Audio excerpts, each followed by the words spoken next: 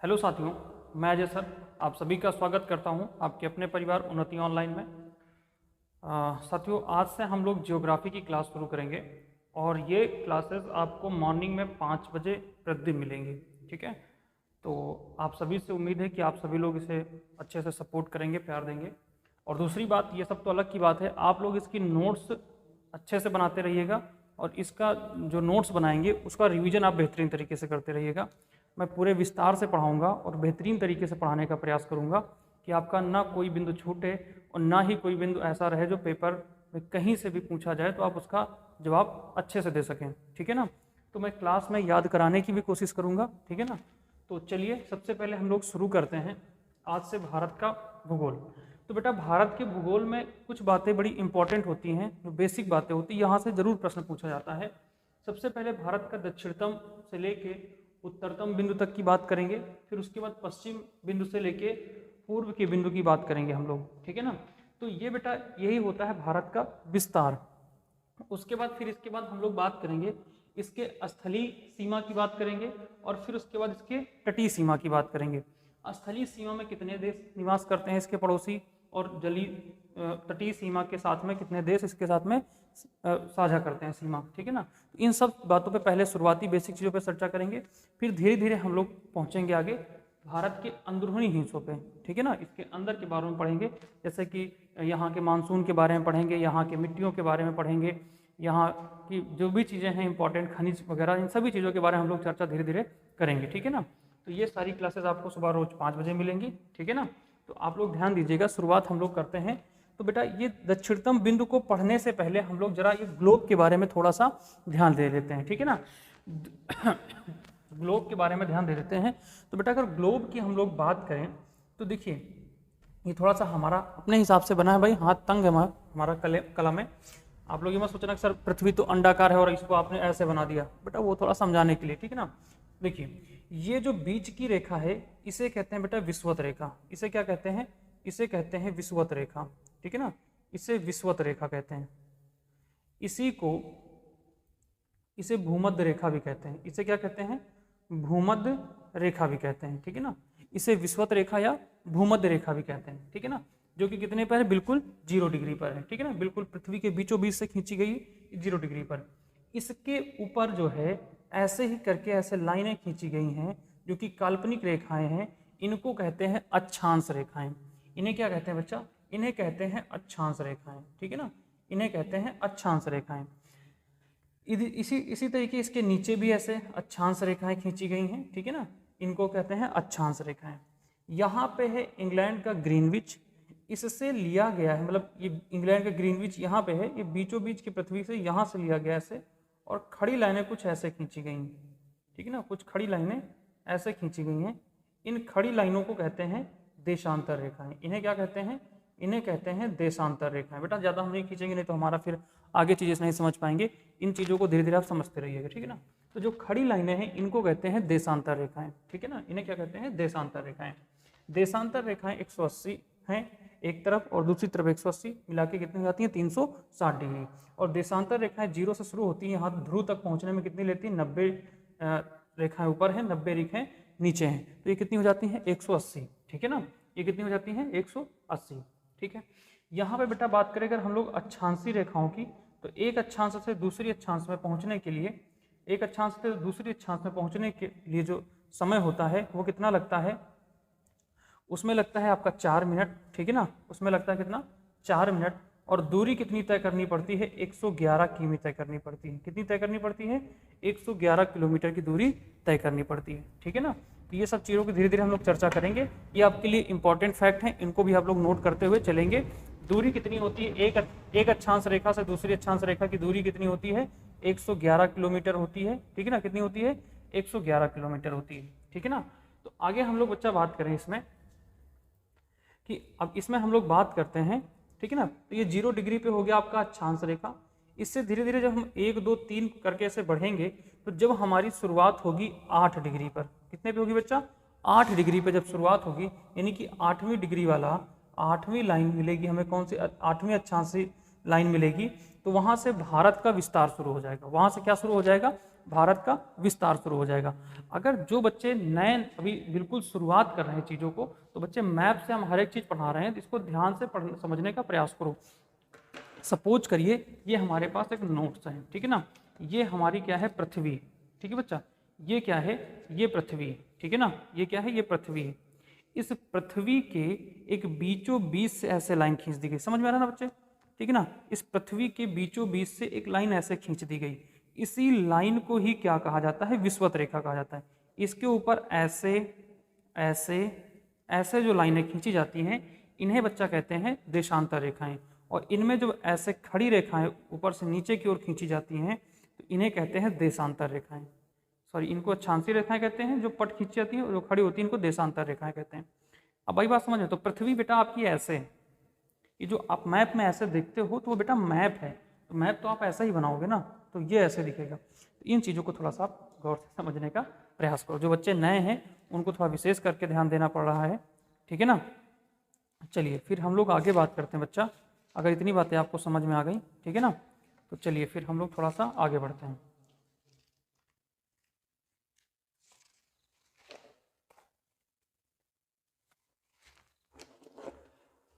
आगे की ओर बच्चा बात करें हम लोग, तो ये देशांतर रेखाएं तो समझ में आ गया, देशांतर और अक्षांशीय रेखाएं। तो जब अक्षांशीय रेखाओं में हम लोग एक एक रेखा पार करते हुए चलेंगे, तो जब 8वें पे पहुंचेंगे तो यहाँ से शुरुआत हो जाएगी किसकी बेटा, भारत के विस्तार की बात शुरू हो जाएगी, ठीक है ना, यहाँ भारत के विस्तार की बात। लेकिन भारत का सबसे दक्षिणतम बिंदु ये ना हो करके यहाँ पे कुछ द्वीप समूह हैं, ठीक है ना बच्चे, कई सारे द्वीप हैं बना रखे हैं मैंने, तो ये द्वीप समूह है, मतलब कई सारे द्वीप हैं तो उनको कह दिया जाता है द्वीप समूह, ठीक है ना। तो इन द्वीप समूह बेटा यहाँ पे है ग्रेट निकोबार, यहाँ पे बच्चा क्या है, इसमें शायद आपको मैप में नहीं दिख रहा है, इस वाले को हम इरेज करके हम इस वाले को सबसे लास्ट का मान लेते हैं, ये बेटा आपका है ग्रेट निकोबार, ठीक है ना। ग्रेट निकोबार में यहाँ पे है इंदिरा पॉइंट, यहाँ पे क्या है बेटा, इंदिरा पॉइंट है, ठीक है ना, इंदिरा पॉइंट है, यहाँ पे इंदिरा पॉइंट है। इसका प्राचीन नाम बेटा है पिग्मेलियन पॉइंट, ठीक है ना, इसका प्राचीन नाम है पिग्मेलियन पॉइंट, पिग्मेलियन पॉइंट, ठीक है ना, इसका प्राचीन नाम है पिग्मेलियन पॉइंट, जो कि इस 8 डिग्री से 4 सेकंड की दूरी और यहाँ पे बढ़ जाती है। इसलिए आप जब भी पढ़ते होंगे तो आपके उसमें विस्तार में या किताबों में लिखा होता है 8 डिग्री 4 सेकंड से, यानी 4 मिनट से, ठीक है ना, 4 मिनट से भारत का विस्तार है, अक्षांशी विस्तार है, ठीक है ना, अक्षांशी विस्तार है, सॉरी अक्षांशी विस्तार, ठीक है ना। अच्छा ये तो बात हो गई, ठीक है ना। तो 8 डिग्री 4 मिनट से भारत की जो शुरुआत है बेटा वो ऊपरी कितने बिंदु तक जाती है, तो ऊपर बेटा जो सबसे ऊपरी बिंदु है यहाँ पे, ठीक है ना, सबसे ऊपरी बिंदु है ये यहाँ पे आपका जाता है 37 डिग्री 6 मिनट पर, कितने, 37 डिग्री 6 मिनट पर भारत का सबसे उत्तरतम बिंदु है, जिसे हम लोग कहते हैं इंदिरा कॉल। क्या कहते हैं बेटा, इंदिरा कॉल, इसे कहते हैं इंदिरा कॉल। क्या बच्चे इतनी बात समझ में आई, ठीक है ना, इसे क्या कहते हैं, इंदिरा कॉल कहते हैं, ठीक है ना बाबू, इसे कहते हैं इंदिरा कॉल, ठीक है। चलिए आगे हम लोग थोड़ा सा बात करते हैं। ये तो अभी पहले हमारे हमारे भारत के दक्षिण और उत्तर बिंदु की बात हो गई। इसको जरा सा हम मैप में देखते हैं बच्चे, मैप में थोड़ा सा हम लोग देखने का प्रयास करें। ये ग्लोब में देख रहे हैं, तो जब हमने बताया आपको 8 डिग्री मिलेगी यानी 8वीं बिंदु मिलेगी, तो यहाँ से शुरुआत होती है भारत की, ठीक है ना बच्चे, यहाँ से शुरुआत होती है किसकी, भारत की, ठीक है ना, यहाँ से भारत की शुरुआत होती है। तो ये ग्लोब में है, भारत की शुरुआत होती है और यहाँ तक आपका 37 डिग्री 6 मिनट की जो बिंदु होता है वो भारत का सबसे उत्तरतम बिंदु होता है, ठीक है ना। अब यहीं से बात कर लेते हैं बच्चा कि ये जो आपका विषुवत रेखा है, इस विषुवत रेखा से जो इधर का हिस्सा है इसे कहते हैं उत्तर, ठीक है ना, इसे क्या कहते हैं, उत्तर, उत्तरी गोलार्ध, इसे कहते हैं उत्तरी गोलार्ध, ठीक है ना बच्चे, इसे कहते हैं उत्तरी गोलार्ध। और इस विषुवत रेखा से जो नीचे का हिस्सा है इसे कहते हैं दक्षिणी गोलार्ध, इसे क्या कहते हैं, दक्षिणी गोलार्ध, ठीक है ना बच्चे, इसे कहते हैं दक्षिणी गोलार्ध। और जो ये बीच में 0 डिग्री पर आपकी देशांतर रेखा है, इसके आगे का हिस्सा जो है, इससे मान लो ये वाली है, तो इससे आगे का जो हिस्सा मिलेगा वो है पूर्वी देशांतर। वो क्या है? पूर्वी देशांतर। और इसके पश्चिम, इधर पीछे का हिस्सा है ये पश्चिमी देशांतर। ये कौन सा है? पश्चिमी देशांतर। इतनी बात समझ में आई? तो बच्चे यहाँ पर अगर हम लोग देखें तो भारत की जो स्थिति होती है दिशा में, जब पूछा जाता है तो हो गया कि उसकी दूरी मतलब डिग्रियों में हो गई। अब जब दिशा की यहाँ पे बात करता है बच्चे, तो ये अगर देखें विषुवत रेखा से तो ये ऊपर का हिस्सा कौन सा आ रहा है? उत्तरी गोलार्ध में आ रहा है। तो अगर अक्षांश स्थिति में देखें तो ये उत्तरी गोलार्ध में है। भारत की जो स्थिति है ये अक्षांशी विस्तार में देखें तो किसमें है? उत्तरी अक्षांश में। किसमें बेटा? उत्तरी अक्षांश में। ठीक है ना, उत्तरी अक्षांश में है। 8 डिग्री 4 मिनट से भारत का विस्तार उत्तरी अक्षांश में शुरू होता है और उत्तरी अक्षांश तक ही रहता है। ठीक है ना। अगर बच्चे इसकी बात करें से 37 डिग्री 6 मिनट तक, ठीक है ना, मिनट तक इसका विस्तार है। अगर हम लोग इसके पश्चिम बिंदु से बात करें, यानी कि इस वाले बिंदु से हम लोग बात करें और इस वाले बिंदु तक की बात करें बच्चे, इस वाले बिंदु तक की बात करें हम लोग, तो यहाँ पे जो भारत का विस्तार, ये देशांतरी विस्तार आ जाता है। ये कौन सा विस्तार आ जाता है? देशांतर विस्तार। ठीक है ना, देशांतरी विस्तार। ठीक है ना बच्चे, देशांतरी विस्तार की अगर हम लोग बात करें भारत की, तो देशांतरी विस्तार की जो शुरुआत होती है बेटा, वो इसकी शुरुआत होती है जो आपका गुजरात का सबसे दक्षिणतम बिंदु है। ठीक है ना, गुजरात के सबसे दक्षिणतम बिंदु यानी कि 68 डिग्री, ठीक है ना, 68 डिग्री 60 मिनट से, ठीक है ना, 68 डिग्री 60 मिनट से लेके 97 डिग्री 25 मिनट तक जाता है। ठीक है ना, 97 डिग्री 25 मिनट तक।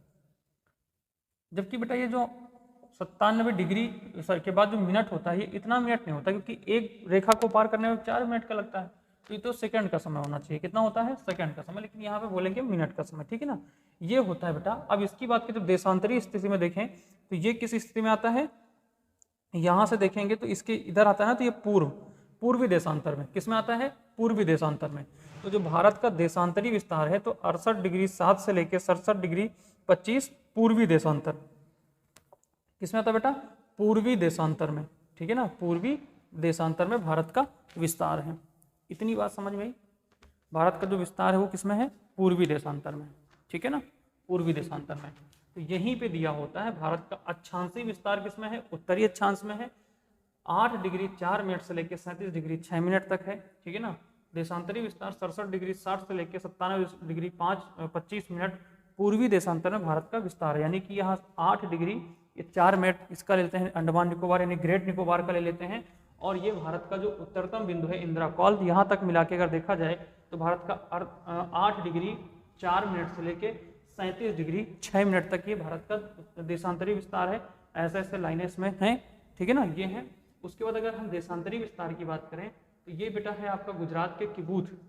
ठीक है ना, किबूथ तो इसमें पूर्वी हिस्से को कहते हैं। ये होता है सरक्रीक। ठीक है ना, इस बिंदु को फिर बिंदु की चर्चा आगे कर रहे हैं कि दक्षिणतम बिंदु से लेके पूर्वी बिंदु तक की जो विस्तार है भारत का, वो यहाँ पे है बेटा 68 डिग्री 7 से लेके 97 डिग्री 25 मिनट तक भारत का ये विस्तार है। इतनी बात समझ में आई? इसको आप बेहतरीन तरीके से बच्चे नोट करते रहिएगा। ठीक है ना। चलिए अब हम लोग जरा बात कर लेते हैं, इन बिंदुओं का कुछ ना कुछ नाम दिया हुआ है। तो जैसे हमने आपको बताया भारत का जो सबसे दक्षिणतम बिंदु है इसका नाम है बच्चे इंदिरा पॉइंट। इसका नाम क्या है? इंदिरा पॉइंट। इसका जो पुराना नाम है यानी प्राचीन नाम है, तो प्राचीन इसे बेटा पिग्मेलियन पॉइंट भी कहते थे। ठीक है ना, इसे क्या कहते थे? पिग्मेलियन पॉइंट भी कहते थे। ठीक है ना। उसके बाद हम लोग बात करें अगर इसके उत्तरतम बिंदु की, तो उत्तरतम बिंदु का नाम क्या बेटा? इंदिरा कॉल। इसका नाम क्या बेटा? इंदिरा कॉल। उसके बाद दक्षिणतम बिंदु जो है, दक्षिणतम बिंदु ये बेटा पड़ता है आपका गुजरात में। दक्षिणतम बिंदु कहाँ पड़ता है? गुजरात में पड़ता है बेटा। गुजरात में इसका नाम है सरक्रीक। इसका नाम है बेटा सर क्रीक। ठीक है ना, इसका नाम बच्चे यहाँ पे सर क्रीक। ठीक है ना। और जो ये इंदिरा कॉल है बेटा, ये वर्तमान लद्दाख में है। ठीक है ना, ये वर्तमान में कहाँ है? लद्दाख में है। ठीक है ना, ये वर्तमान लद्दाख में है। ठीक है बच्चे, ये वर्तमान लद्दाख में है, ये गुजरात में है सर क्रीक। और उसके बाद अगर हम लोग पूर्व की बात करें तो पूर्व वाला जो बेटा है हिस्सा है ये अरुणाचल प्रदेश में है। ये कहाँ है? अरुणाचल प्रदेश में है। तो इसको बेटा कहते हैं किबूथ। इसको कहते हैं किबूथ। किबूथ। ठीक है ना, इसे क्या कहते हैं बच्चे? किबूथ कहते हैं। ठीक है ना, इसे किबूतू कहते हैं, किबूथू नहीं, किबूतू कहते हैं। ठीक है बच्चे, इसे किबूतू कहते हैं। ठीक है ना, किबुतु, ये बेटा पड़ता है अरुणाचल प्रदेश में। कहाँ पड़ता है? अरुणाचल प्रदेश। इतनी बात समझ में आई? इन चारों बिंदु की शुरुआत कहाँ से होती है, इनका नाम क्या है? क्या ये मेरी बात आपको बच्चे समझ में आ रही है? अगर इतनी बात समझ में आ रही है तो बहुत बेहतरीन, इसको आप नोट करते हुए आगे बढ़िएगा। हम लोग कुछ आगे की चर्चा इस पर करते हैं, ठीक है ना बच्चे। तो अब यहाँ पे हम लोग बात करें कि भारत का ये जो उत्तर से लेके दक्षिण, उत्तर से लेके दक्षिण तक, पश्चिम से लेके पूर्व तक, ये जो पूरा बेटा इसका क्षेत्र है, इस क्षेत्र का जो क्षेत्रफल है, यानी ये कुल कितना क्षेत्रफल है। तो अगर बच्चे हम लोग यहाँ पे बात करें कि भारत का क्षेत्रफल कितना है, यहाँ पे दिख रहा होगा बच्चे आपका, यहाँ पे दिख रहा है ना बच्चे, ठीक है ना। अच्छा यहाँ लिख दे रहा हूँ, यहाँ दिख रहा है ना बच्चे आपको, भारत का क्षेत्रफल, भारत का क्षेत्रफल। तो बच्चे भारत का क्षेत्रफल है 37 लाख, ठीक है ना बच्चे, 32 लाख है, सॉरी बच्चे 32,87,263 वर्ग किलोमीटर, ठीक है ना। कितना बच्चे? वर्ग किलोमीटर, वर्ग किमी कर दो आप यहाँ पे, ठीक है ना। 32,87,263 वर्ग किलोमीटर भारत का क्षेत्रफल है कुल। ये पूरा जलीय तटीय हिस्सा और ये स्थलीय हिस्सा सभी मिला के पूरा भारत का जो स्थिति है, ये क्षेत्रफल है कितना है? 82,87,263 वर्ग किलोमीटर है। इतनी बात बच्चे समझ में आई कि नहीं आई? ठीक है ना। चलिए आगे हम लोग बात करते हैं कि भारत विश्व में क्या अपनी अहमियत रखता है, ठीक है ना। अच्छा, विश्व में जब बात आई है तो विश्व से पहले थोड़ा सा हम लोग एक बार और ग्लोब को देखते हैं और फिर ग्लोब वाला मैटर यहाँ से क्लोज करते हैं, ठीक है ना। ग्लोब वाले मैटर में बच्चे क्या देखते हैं कि जो आपकी ये विषुवत रेखा है, जो बच्चे आपकी ये विषुवत रेखा है, इससे जब आप यहाँ 8 तक पहुंचे तो भारत की स्थिति शुरू हुई। इससे धीरे धीरे जब की ओर जाएंगे तो जब 23 डिग्री पे पहुंचेंगे तो 23 से आधा डिग्री और आपको बढ़ना पड़ेगा, तो वहां पे मिल जाएगा आपको 23.5 डिग्री। और 23.5 डिग्री पे एक रेखा है जिसका नाम बेटा कर्क रेखा, जिसे क्या कहते हैं? कर्क रेखा। यहाँ पे आपको मिल जाएगा कर्क रेखा, और कर्क रेखा भारत के बिल्कुल बीचों बीच से गुजरती है, यानी भारत के बिल्कुल ऐसे जाके ये गुजरती है, ठीक है ना। भारत से ऐसे जाके भारत से ये गुजरती है। सॉरी बच्चे यहाँ पे थोड़ा सा तिरछा हो गया, इतना माइंड मत करिएगा, ठीक है ना। ये यहाँ पे जाके ऐसे हो गई, ठीक है ना। तो भारत के कितने हिस्से से, अब कितने किन किन राज्यों से गुजरती है इसके बारे में थोड़ा आगे चर्चा करेंगे। पहले आप यहाँ पे समझ लीजिए ग्लोब में। तो ये विषुवत रेखा, सॉरी कर्क रेखा, विषुवत रेखा से कितने पर है? 23.5 डिग्री पे कर्क रेखा है, जो कि भारत के बीचों बीच से गुजरती है, ठीक है ना। उसके बाद बच्चे हम लोग बात करें तो ये विषुवत रेखा से नीचे यानी कि दक्षिणी गोलार्ध पे चलेंगे, तो दक्षिणी गोलार्ध पे भी जब 23.5 डिग्री हम पहुंचेंगे तो 23.5 डिग्री पे बच्चे हमें मिलेगा, यहाँ पे मिलती है मकर रेखा। यहाँ पे क्या मिलती है? मकर रेखा। अब इस कर्क रेखा और मकर रेखा के बीच में ही सूर्य क्या होता रहता है बेटा? लंबवत होता रहता है, ठीक है ना। यहाँ पे क्या होता रहता है? लंबवत होता रहता है। तो इसमें क्या होता है, जो विषुवत रेखा है इस पर सूर्य की किरणें हमेशा लंबवत पड़ती रहती हैं। इस पर क्या होती हैं? हमेशा लंबवत पड़ती रहती हैं। तो जिसके कारण इस विषुवत रेखा के बिल्कुल आसपास जो बसे हुए देश हैं उनमें हमेशा गर्मी रहती है और यहाँ पे बारिश भी अधिक हो जाती है। और उसके बाद क्या होता है, जो उसके ऊपर के हिस्से हैं यानी कर्क रेखा के आसपास के हिस्से हैं, तो कर्क रेखा से नीचे के और विषुवत रेखा के बीच के जो हिस्सा है, इनमें ठंडी और गर्मी का जो मौसम होता है वो पूर्ण रूप से स्पष्ट समझ में आता है कि यहाँ पे ठंडी के मौसम में अधिक ठंडी पड़ रही है, गर्मी के मौसम में अधिक गर्मी पड़ रही है, ये स्पष्ट होता है। और ऐसी ही कंडीशन कहाँ पे होती है बच्चे? मकर रेखा और विषुवत रेखा के बीच में होती है। मकर रेखा और विषुवत रेखा के बीच में होती है, ठीक है ना, ये स्थिति होती है। बाकी जो विषुवत रेखा है उसके बीच में क्या हो रहा होता है बच्चे? उसके बीच में हमेशा गर्मी का ही एहसास होता है, ठीक है ना। उसके हमेशा गर्मी का ही एहसास होता है, ठीक है ना। तो ये बात समझ में आ गई। कर्क रेखा कितने डिग्री पर है? 23.5 डिग्री पर है। 23.5 डिग्री पर है उत्तरी अक्षांश में, और पूर्वी उत्तरी अक्षांश में देखा जाए, यहाँ पे देशांतर की बात ही नहीं करेंगे क्योंकि ये तो अक्षांशी रेखा है। पूर्वी गोलार्ध पर है।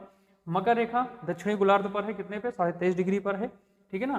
कर्क रेखा भारत के बिल्कुल बीचों बीच से गुजरती है। इतनी बात समझ में आई। तो बेटा ये हम जो ग्लोब वाला हिस्सा है इसको निपटा रहे हैं, फिर आगे इसकी चर्चा जब होगी तो हम फिर से बना लेंगे, ठीक है ना। इसकी चर्चा हम लोग आगे यहाँ पे करेंगे, ठीक है। चलिए आगे अब हम लोग बच्चे बात करें, ठीक है ना। आगे अगर बच्चे हम लोग बात करें यहाँ पे तो अब यहाँ से भारत की स्थिति तो यहाँ समझ में आ गई कि कहाँ से कहाँ तक बसी हुई है। अब हम लोग बात करेंगे कि भारत विश्व में क्या क्या स्थान रखता है अपना, और उसके पड़ोसी देशों के बारे में भी हम लोग चर्चा करने वाले हैं, ठीक है ना।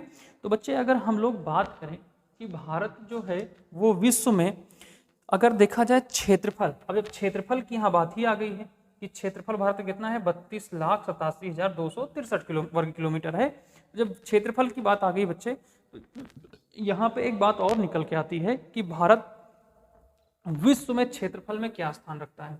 तो भैया भारत जो है बच्चे, इसमें भी इन खत्म हो गई, भारत विश्व में क्षेत्रफल की दृष्टि से 7वां स्थान है। कौन सा स्थान है बच्चे? 7वां स्थान। यहाँ शॉर्टकट में हम लिख दे रहे हैं 7वां स्थान। आई बात समझ में बेटा? क्षेत्रफल की दृष्टि से भारत विश्व में कौन सा स्थान रखता है बच्चा? तो 7वां स्थान रखता है। अगर भारत में जनसंख्या देखी जाए, ठीक है ना, एवं जनसंख्या की दृष्टि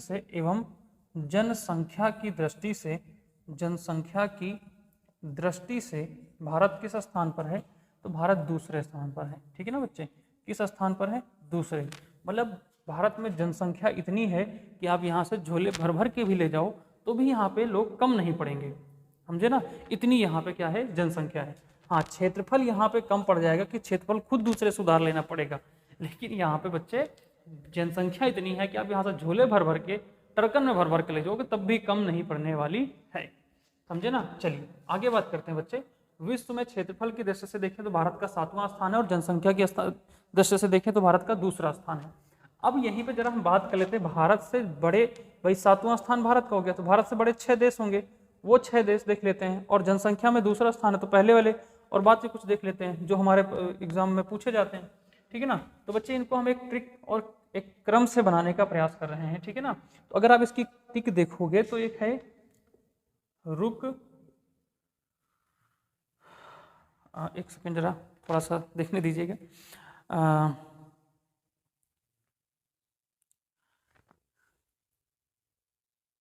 रुक चांस अब आएगा, ठीक है ना बच्चे। इसकी ट्रिक है बच्चे, रुक चांस अब आएगा, ठीक है ना, रुक चांस अब आएगा। तो बच्चे ये भारत के 6 बड़े दृष्टि में देखा जाए तो उसमें आ जाएंगे और क्रम में भी आएंगे, कोई दिक्कत नहीं। रुक चांस अब आएगा, रुक चांस अब आएगा, इसे 2-3 बार आप पढ़ेंगे तो याद हो जाएगा, रुक चांस अब आएगा, ठीक है ना। तो देखिए बच्चा, रूस से देखें तो रूस हो गया सबसे बड़ा क्षेत्रफल में, अगर कोई है तो वो कौन है? रूस है। और दूसरे स्थान पे देखें तो बेटा का से हो जाएगा कनाडा, का से हो जाएगा कनाडा, ये दूसरे स्थान पे आ जाएगा। और चांद से देखें, ठीक है ना, तो चांद से देखें बच्चे तो यहाँ जो है चीन दूसरे स्थान पे आ जाएगा, चार से हो जाएगा 3 यानी कि तीसरे स्थान पर, तीसरे स्थान पर कौन आ जाएगा? चीन आ जाएगा। और बच्चे अगर सा से देखें तो संयुक्त राज्य अमेरिका होता है। क्या होता है बच्चे? संयुक्त राज्य अमेरिका होता है।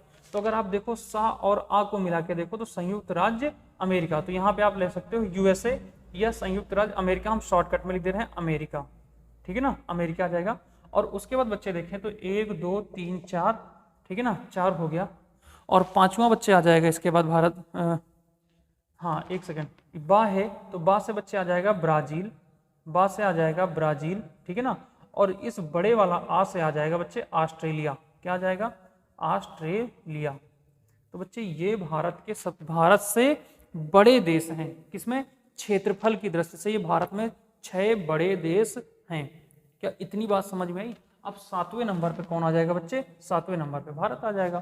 तो आप इसको याद रखिएगा, रुक चांस अब आएगा, ठीक। अब यहीं पे हम लोग जरा बात कर लेते हैं कि जब भारत से बात अगर यहाँ पे की गई है कि भैया भारत क्षेत्रफल की दृष्टि से दूसरे स्थान पर है, तो बच्चे इससे पहला भी कोई होगा और उसके बाद में भी कुछ होगा।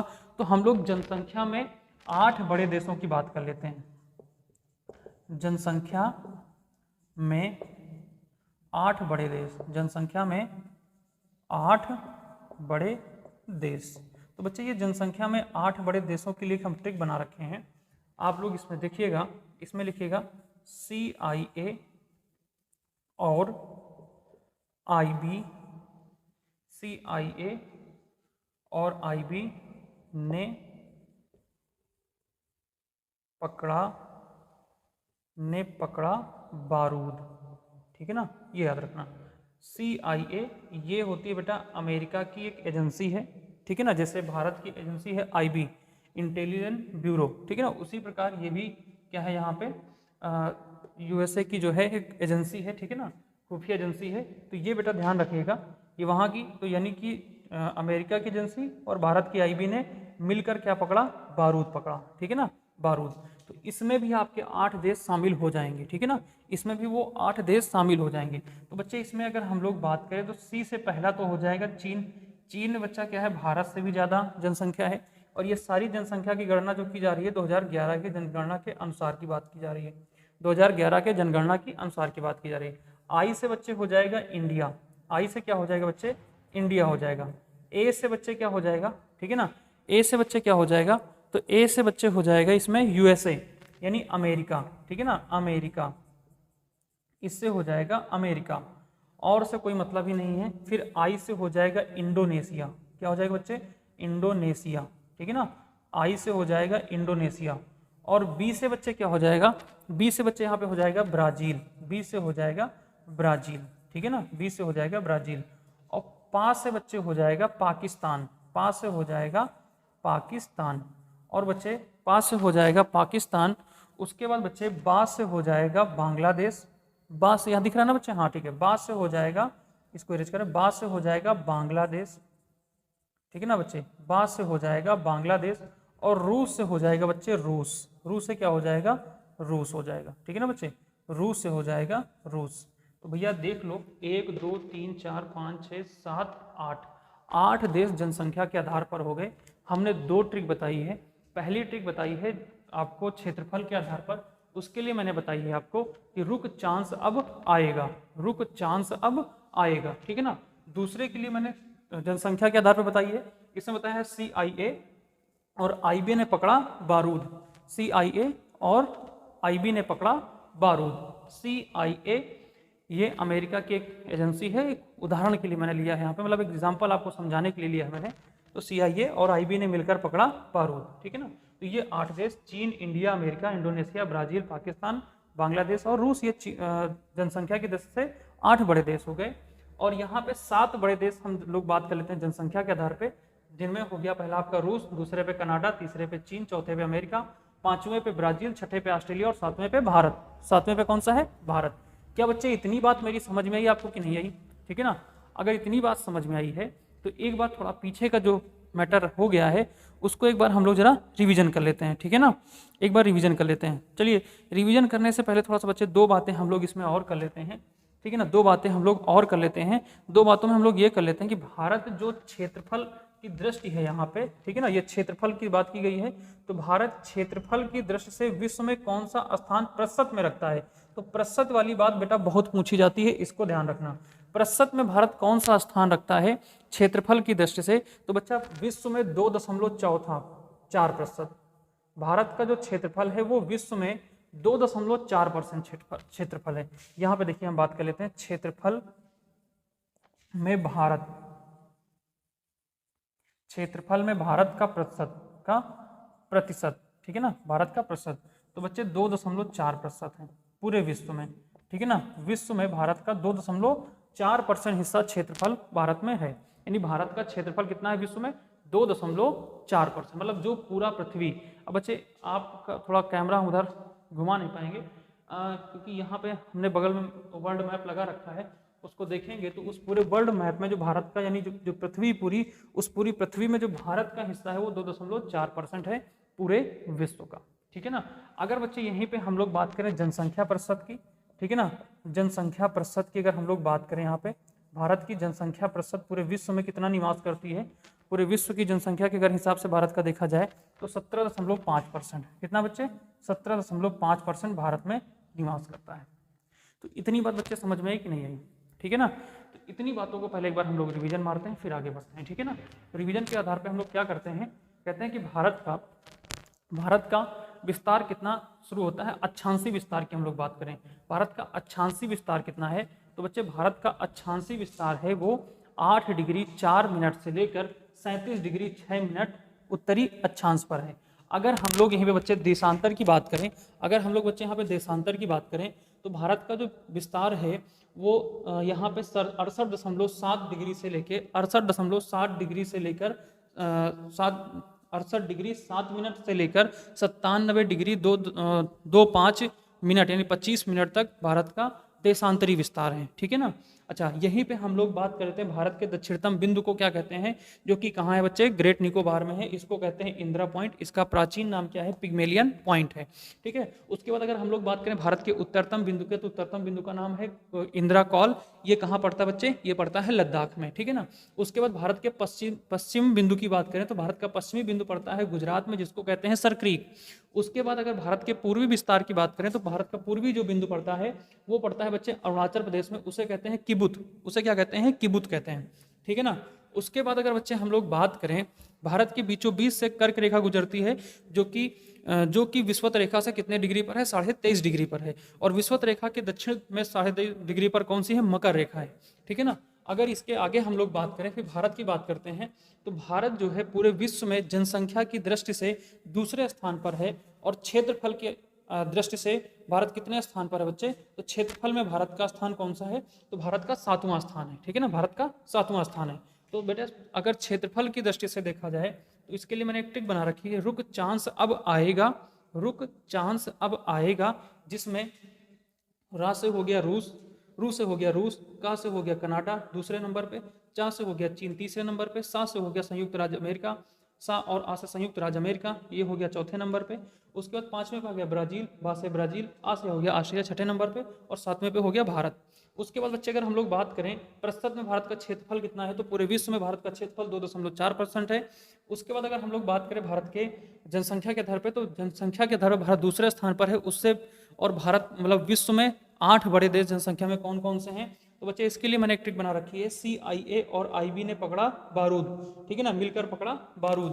तो C से हो गया चीन, I से हो गया इंडिया, A से हो गया अमेरिका, I से हो गया इंडोनेशिया, B से हो गया ब्राजील, और पा से हो गया पाकिस्तान, बा से हो गया बांग्लादेश, रूस से हो गया रूस। तो बच्चे ये 8 देश हो गए जनसंख्या की दृष्टि से, ठीक है ना, 8 बड़े देश हो गए विश्व में। अगर यहीं पे बात करें भारत विश्व में जनसंख्या में कितना प्रतिशत निवास करता है भारत में, तो 70.5% जनसंख्या भारत में निवास करती पूरे विश्व की, ठीक है ना। तो बच्चे क्या इतनी बात मेरी समझ में आई? अगर आपको जरा सा भी लगा हो कि इस क्लास में मेहनत जबरदस्त की गई है और समझाने के लिए कोई कसर नहीं छोड़ी गई है बच्चे, तो एक बार लाइक जरूर ठोकना। अब लास्ट में कह रहा हूँ, बीच में मैं नहीं बोलता, ठीक है ना। और अगर ये क्लास भी पसंद आई हो बच्चे, समझाने का तरीका और चीज़ें समझ में आई हो, तो बच्चे एक बार क्लास को शेयर करना, और चैनल जिन लोगों ने सब्सक्राइब नहीं कर रखा है प्लीज़ आप लोग चैनल को सब्सक्राइब करें, ठीक है ना। तो आज की क्लास बच्चे यहीं तक रहेगी। आप लोग कमेंट करके बताओ कि हमारा सपोर्ट कर रहे हैं कि नहीं कर रहे हैं, क्लास अच्छी लगी कि नहीं, अगली क्लास हम दें या ना दें, ठीक है ना। Thank you.